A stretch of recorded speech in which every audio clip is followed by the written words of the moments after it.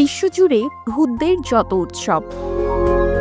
ভূত হওয়ানোর পর ফুর্তিকরণ যাইব না, এই কথা কইল কেডা।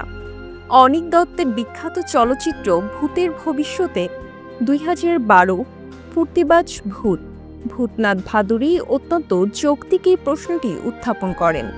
ভূতেদের ফুর্তিকরণের অধিকার নিয়ে কারো আপত্তির বিশেষ কোনো কারণ নেই, কিন্তু ভূতেরা আদৌ ফুর্তি করে কি? উত্তর জানা যায় না। তবে ভূতেদের কেন্দ্র করে বিশ্বজুড়ে দেহধারী মানুষেরা যে নানা রকম মৎসবে মেতে ওঠেন তার উদাহরণ কিন্তু অসংখ্য। মার্কিন হ্যালোউইনের সঙ্গে তো আমরা সকলেই কম বেশি পরিচিত, তবে এর বাইরেও ভূত প্রেত আত্মাকে লক্ষ্য করে প্রতি বছর বিশ্বজুড়ে যে উৎসবগুলো আয়োজিত হচ্ছে তারই মধ্যে একটি খবর আজ জানা যাক। দিয়া দে লস মুয়ের্তস, জেমস ব্রং ফ্রান্সাইজের স্পেকটার চলচ্চিত্রের শুরু দৃশ্যটি হয়তো অনেকের মনে থাকবে। সেখানে দেখা যায় কঙ্কালের মুখোশ পরিহিত হাজার হাজার মানুষ রাস্তা দিয়ে হেঁটে যাচ্ছে। এটি মেক্সিকোর দিয়া দে লস মুয়ের্তস বা মৃতদের দিন উদযাপনের চিত্র। মূলত পরিবারের মৃত সদস্যদের স্মরণে এই উৎসবটি পালিত হয়।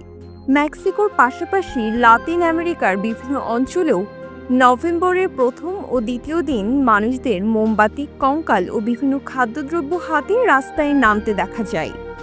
বিশ্বাস করা হয় অক্টোবরের 31 তারিখ মধ্যরাতে স্বর্গের দ্বার উন্মুক্ত হয় এবং মৃত আত্মারা 24 ঘন্টার জন্য নিজেদের স্বজনের কাছে ফিরতে পারে। তাদের ফেরাকে স্বাগত জানাতে প্রায় প্রতিটি বাসায় একটি বেদি প্রস্তুত করে তাতে মোমবাতি, ফুল, মৃতের পছন্দের খাদ্য, বাদ্যযন্ত্র ইত্যাদি নিবেদন করা হয়। এরপর স্বজনেরা কঙ্কালের মুখোশ পরে হরেক রকম খাদ্য সামগ্রী নিয়ে গান গাইতে গাইতে মৃতের সমাধির উদ্দেশ্যে রওনা দেন প্রার্থনার জন্য। এই উৎসবে কঙ্কালের আধিক্য চোখে পড়ার মতো। বিরাট আকারের কঙ্কালের কাট আউট, প্লাস্টিকের কঙ্কালের মুখোশ কিংবা মাটির তৈরি পুতুল কঙ্কালের মাথা কোনো কিছুরই অভাব নেই। এর কারণ হলো মেক্সিকানরা এই দিনে মৃতদের শান্তি কামনার পাশাপাশি এটিও নিজেদের স্মরণ করায় যে মৃত্যু জীবনের স্বাভাবিক একটি অংশ এবং সকলেই একদিন এর স্বাদ গ্রহণ করবে।